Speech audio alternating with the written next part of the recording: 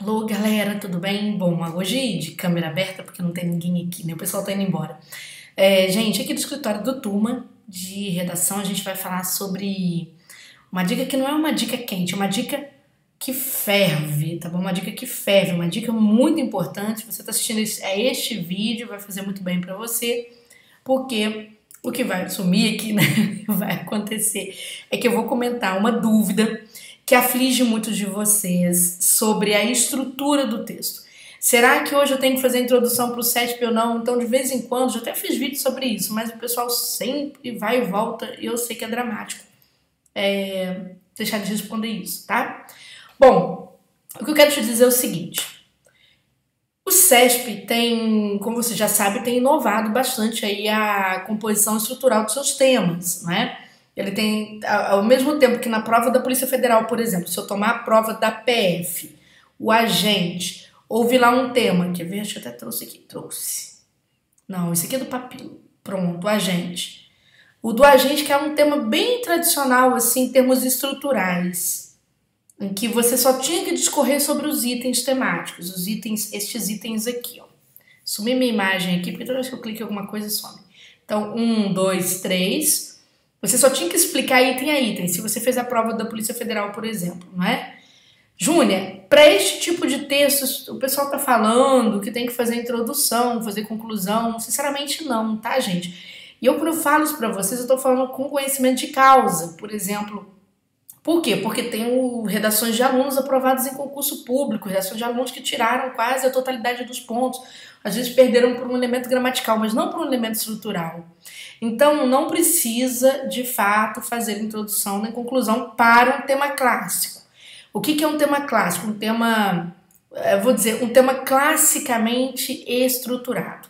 Ou seja, a banca te dá um tema central, não pede nada sobre esse tema central e pede para você fazer a abordagem destes itens aqui. Então, o que você faz? Vem aquela velha história. Precisão, abordagem com ordem, abordagem com objetividade. Então, o que você vai fazer? É o clássico que 9 em cada 10 alunos que fazem prova para CESP sabem fazer isso muito bem. Perfeito? Porém, né? E aí já vou mais uma vez mostrar no meu vídeo, porque às vezes um professor vem e fala, nada contra os meus colegas, pelo amor de Deus, mas a gente está numa época de vender confiança, principalmente, né? De você repassar confiança. Por exemplo, o aluno vem e fala assim, mas agora estão falando que o CESP mudou porque eu tenho que fazer a introdução, tenho que fazer a conclusão. Naquele tema clássico, se você quiser fazer a introdução e conclusão, você pode fazer à vontade. Vale alguma coisa para sua nota? Acrescenta alguma coisa? Te deixa melhor que seu concorrente? Não, não serve para nada. Só serve para você, às vezes, no abatimento dos pontos por conta da nota gramatical, você vai ganhar ali algum pontinho a mais, mas nada, tá? Nada, nada, nada, nada, nada. Agora, atenção. Existe um tipo de proposta que apareceu em 2018, as pessoas acharam que era novidade e ela não é novidade. É porque antigamente você tinha 14 editais por mês. Era uma loucura. Agora você tem às vezes 14 por ano. Ou seja, está bem mais racional o processo. Então as pessoas enxergam as coisas como novidade. E já sempre digo para vocês, não é novidade. A banca pede, antes de solicitar os tópicos temáticos, ela traz para você lá em cima no enunciado, ainda na abertura do enunciado, ela te pede alguma coisa antecipada.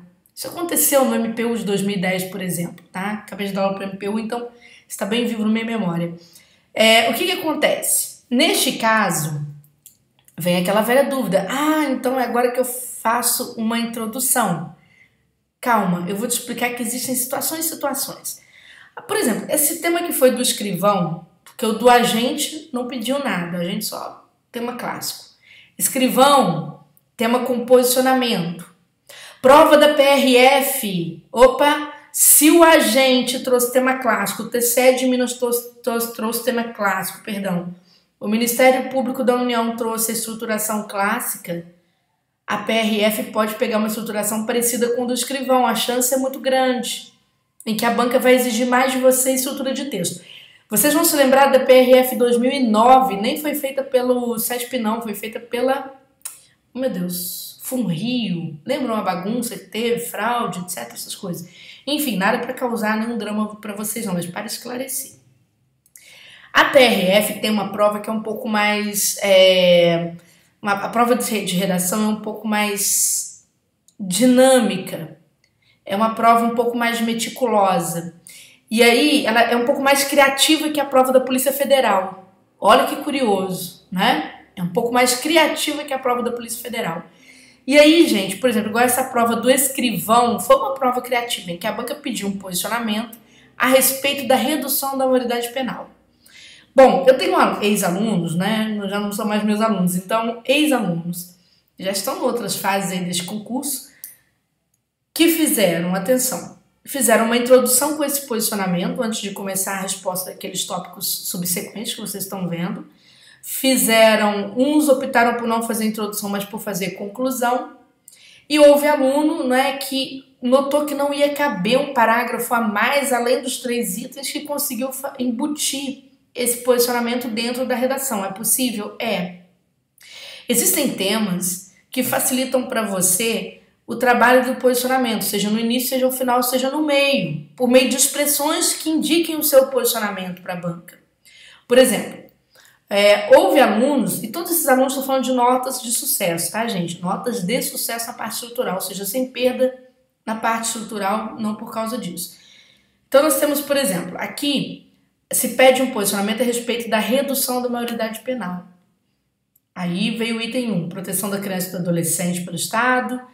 E eu olho o item 3, papel do poder público, né, para você reduzir o envolvimento desses adolescentes com a violência. Gente, é um clássico do CESP. Vamos lá.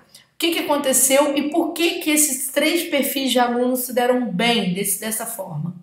Primeiro, para você saber se o seu posicionamento cabe ali na introdução, eu vou te dar uma dica que é bem interessante. Você vai observar o parágrafo da introdução e vai perceber se este parágrafo ele tem caráter introdutório. O que é o caráter introdutório? São parágrafos que pedem um conceito, ou seja, eles têm uma característica de início de texto. Se o seu parágrafo tem uma característica de uma abrangência, de um início, de uma evolução, de alguma coisa que vai dar um start no assunto, vamos dizer assim, vai acionar o botão de todo o assunto, você não precisa se posicionar, ou seja, construir, não precisa se posicionar, você não precisa construir um parágrafo anterior para se posicionar ali. Você pode deixar para o final, ou seja, guardar o posicionamento para a parte final do texto. Pode fazer isso. Quem acompanhou, por exemplo, o padrão de resposta do escrivão, viu que o examinador colocou esse posicionamento ao final do padrão. Tá? Acho que colocou no início também, não perdeu. Se o seu último tópico tem um caráter de fechamento, por exemplo, caráter de solução, de apresentar medidas contra alguma coisa para mitigar alguma coisa, como aconteceu na prova da PRF, no último concurso, falando de contrabando, os caras pediram um último parágrafo falando de medidas, né, para você, sei lá, reduzir os efeitos do contrabando, já não lembro mais. Eu sei que tinha as tais medidas, as tais sugestões, que na minha cabeça fica a ideia estrutural do seu texto o tempo todo. Então, este último aqui, se ele tem essa característica de finalização, então você está livre. Olha que interessante. O primeiro, que é uma redação geral sobre a proteção à criança e adolescente pelo Estado. O segundo pede papel do poder público, ou seja, poder público, o Estado. Você vê uma ponta amarrando a outra, isso quer dizer que aquele parágrafo do posicionamento pode ficar em qualquer lugar. Ele pode ficar no início, ele pode ficar no fim, ou ele pode ficar no meio, por meio de expressões que deixam claro, por exemplo, seu posicionamento, tá? Isso aí é tranquilo. Júnior, eu fui seu aluno, sua aluna, e coloquei no início, não ganhei nota. Sim, tem explicação, né? Eu vi várias gerações de alunos que não ganharam nota por conta do posicionamento. Sabe por quê? Porque não se posicionaram. Tem uma redação, por exemplo, de uma aluna que ela fala assim: hoje se discute bastante a respeito da redução da maioridade penal. Né? É uma polêmica que divide a sociedade por conta de segmentos que acusam os menores, acusam a lei de afrouxar, para ser frouxa para menores infratores, e outros segmentos que veem que o menor precisa disso. Tá, mas não se posicionou. Resolveu o quê? Falou de um lado e falou do outro, não se posicionou. Quando a banca pede um posicionamento, ela pede para você ser claro. Claro, qual é a sua posição? É isso que ela vai cobrar de você. Gente, então eu posso inserir esse posicionamento em qualquer posição. Pode ser no início, um parágrafo introdutório, pode ser no final. E outra coisa, o posicionamento carece de comprovação. Todo posicionamento é um compromisso com a dissertação, tá? Então você tem que comprovar o que você está falando. Tem gente que se posicionou, mas não ofereceu nenhuma explicação que contribuísse com esse posicionamento. Então também não resolve. Cadê o fundamentado que está no enunciado ali? Você não fundamentou. Tá vendo? Veja que tudo que eu falo para vocês eu mostro na própria questão. Isso é interessante, tá? Redação, quando você for estudar, que é uma coisa tão decisória, não só redação, não, tudo na vida. Você tem que pedir sempre os fatos, tá certo? Você tem que ter sempre um mecanismo de comprovação do que você está falando. Então você tem essa questão. Gente, aí você diz para mim assim, como um aluno do curso falou, então estou satisfeito que eu posso encaixar esse posicionamento onde eu quiser. Ou seja, aonde eu quiser, eu posso levar esse posicionamento aonde eu quiser. Depende dos itens temáticos. Quando o item temático fecha, abre o outro fecha, você coloca onde você quiser esse posicionamento. Quando um item temático abre, mas o último item temático, por exemplo, tem caráter normativo, o cara quer que você fale de alguma coisa da lei, sei lá, como um tema que a gente propôs lá, distinga para falar sobre o posse e o porte de arma, né? E era o último tópico. Peraí, falar sobre esses conceitos de posse e porte de arma como último tópico eu não posso. Então eu vou pegar meu posicionamento e vou colocar o final, para que ele amarre o assunto. Porque se eu pegar meu posicionamento e colocar no início, o meu texto vai ficar sem uma conclusão. Eu terei uma introdução e o texto vai ficar inconcluso. Aí vai dar um probleminha que se chama incoerência, que hoje tem um valor, gente, um valor.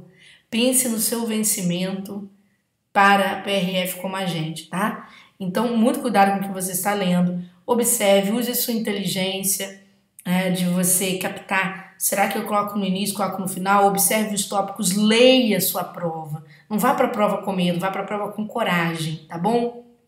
Beijo grande para você por ter me acompanhado aqui nessa nossa segunda dica quente, tá bom?